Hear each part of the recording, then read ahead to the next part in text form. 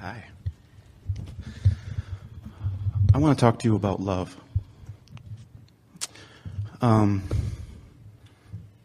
have an abundance of love in my life, and it's a wonderful life. I live a great life. My wife is perfect, so that's pretty good.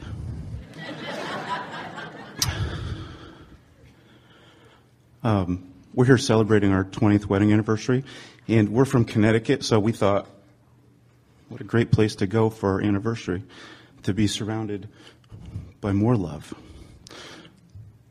So my question is, 27 years ago, this woman was brought to me somehow. I was 16 years old. How did I get so lucky? What was I doing? I didn't know anything about the law of attraction or the universe. Well, these are things you have to ask yourself because, and we're happy to play with you, but do you think it's possible that you had some momentum going even before then? It must have been. What was going, well, for sure. In other words, but so sometimes it is helpful to identify the components of that. How are you feeling? Then? Yeah, had you developed patterns of were you going to those meetings about how to prevent horrible things from happening to you? Or were you still in a place of positive expectation? I don't know. I think I was... So you're saying, Abraham, I wasn't consciously doing any work, so how did good things come to me? And we say, because you weren't doing that thing that you learned to do later that keeps good stuff from coming. In other words, when you walk into a room, you don't look for a dark switch. You don't expect to find some switch that makes inky, misty darkness come in and cover up the light. You know that there's a resistor that can stop the light from coming. So it's natural that things work out for you. You weren't lucky, you were normal. That's how it was supposed to be. It is incredible that when something goes well, you say, wow, what happened? What happened? How'd that happen? Right. I thought by then I'd be hit by a truck or something. It's supposed to work out well for you. I agree. It's supposed to work out well. And the more you acknowledge, you see, focusing on how good it is working out is what keeps more good from coming. Keeps more good coming. And if there's only a little good and there's some stuff you don't want and you're focused on the part that is good, then before you know it, good replaces the not good. Because you stop doing that thing that is keeping the good from coming.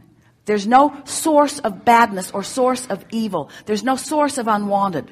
There's just disallowing wanted, you see. So the answer to the question has to be, you could not have been doing the thing that was keeping what you wanted from coming because it came.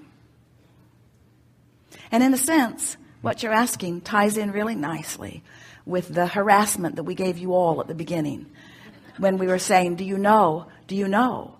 And we say, we don't think you really know, because if you really knew, you'd be living it. So you say, I lived it. And we say, that's because you knew it. But you're saying, but what did I know? Right. What did I know? And we say, that's an answer that must be answered with emotion. How'd you feel? How'd you feel? How'd you feel? Because how you feel lets you know what you know. If you feel good, then you know alignment. If you're feeling ornery, you don't know alignment in this moment. You might have heard of it. You might have heard a tale of it in a faraway city. But you don't know it unless you feel it, you see. I think I had no resistance at that point in my life, so it just came to me freely. Yeah, no resistance. Yeah. So what do? Is resistance a normal part of physical experience? Yeah. Keeps your Earth spinning in its orbit. In other words, there has to be that. There has to be that balance. But you have control over whether you are in alignment with the end of the emotional scale that feels good, or whether you are in alignment with the end of the emotional scale that doesn't. It's really interesting because most people are offering most of their vibration based upon what they are observing. And so it's possible that what you were observing or what you were bumping up against was primarily uplifting. Or it's possible that you were born with such enthusiasm into this time-space reality. You come with such eagerness and such authority. You come with such knowing, such sure-footedness. You come with such eagerness and such fantastic anticipation of your ability to create. And it takes a while, as you're comparing yourselves with one another, to begin to lose your sense of right place, right time, that place of invincibility. You sort of beat up on each other and on yourself. And so then later you come to a gathering like this, and sort of like peeling the layers of an onion, we sort of help you to let go of that and let go of that and let go of that. We can't say to any of you, because words don't teach, just give up your limitations and stop arguing for them. Stop using them, stop doing that thing you do to mess up the frequency and your point of attraction.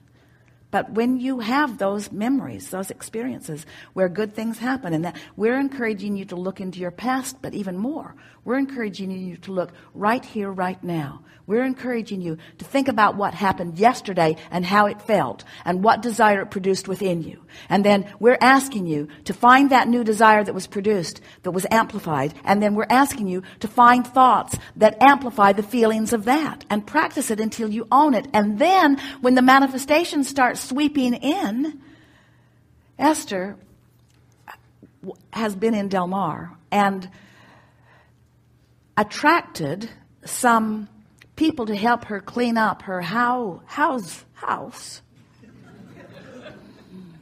who were horrible. Really nice people, though.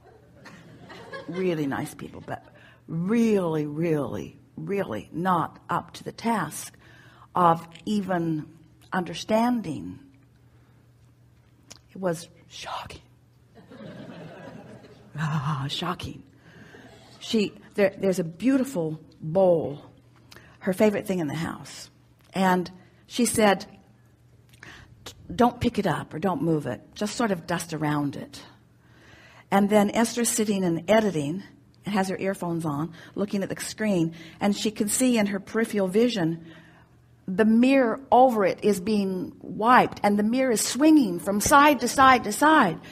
And Esther began laughing because the evidence of what she didn't want was so vivid. So vivid. And then there was the dusting of some hanging chandeliers, and they were swinging a full foot in either direction.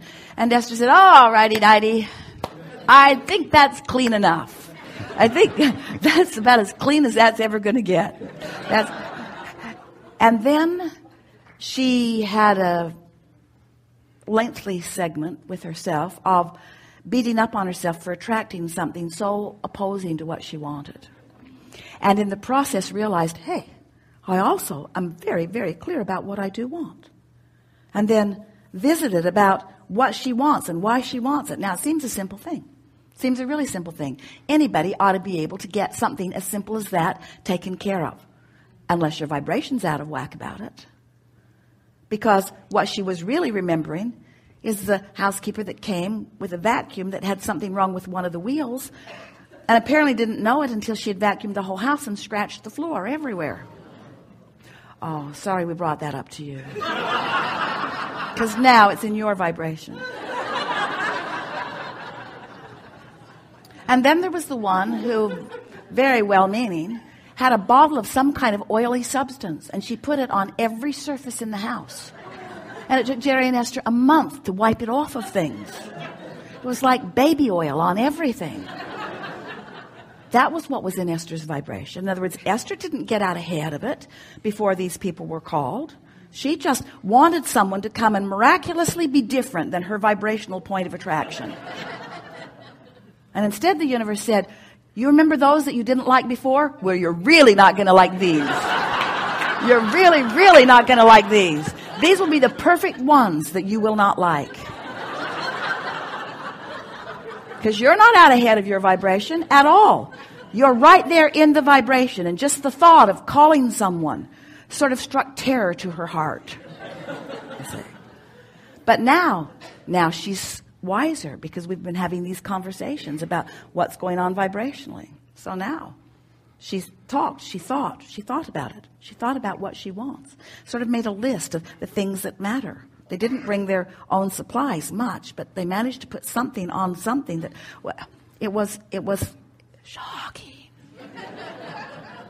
So now she's thinking about what she wants, sort of making a list of what she wants. And within 24 hours, an avenue opened for exactly what she wants to come into her experience. Now, we're encouraging her to do more lining up, because someone with a vibration going on can even evoke bad work from good people.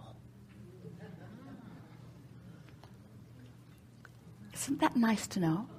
Since everyone is multidimensional and everyone has the potential of giving you some of what you want or giving you some of what you don't want, do you really want to assign the label to them, or do you want to assign the label to you? So we don't call it lucky. We call it vibrational integrity. We call it vibrational alignment. We call it knowing what you want, being what you want, being the vibrational equivalent of what you want, being the vibrational equivalent of what you want about that and about that and about that and about that and about that, you see. So you were, without knowing it, the vibrational equivalent of what you wanted. And you have the capacity, all of you do, of being the vibrational equivalent to what you want. But it takes identifying it. And how do you know what you want until you get some of what you don't want? And isn't knowing some of what you don't want as good as knowing what you want, because it's helping you to identify? So isn't it time to make peace with all of those that come to you that help you? Shouldn't Esther be as happy as ever about that glorious experience she had with the swinging chandeliers to understand what she really wants? Weren't they an important component to it? And aren't they as valuable to what's coming next? You see? Life is really supposed to be fun. And you're supposed to get what you want. But you have to figure out what it is that you want. Because the vortex already knows what you want. What you want is already in the vortex. The vortex already is what you want. You just verbalize it and practice the vibration of it until you get what you want. Until you live what you want. Till you are what you want. So let's leave this by saying, first you got to be what you want. And then you get to get what you want. So how are you going to be what you want? How do you be prosperous? By feeling it. The money in your bank account has nothing to do with it. And don't take that the wrong way. The money's coming. But you got to be vibrationally prosperous. You got to be full of fun. You got to be happy. You got to be glad. You've got to be love. You got to be love to receive love, you see. We think you be love. I be love. Good time for a segment of refreshment.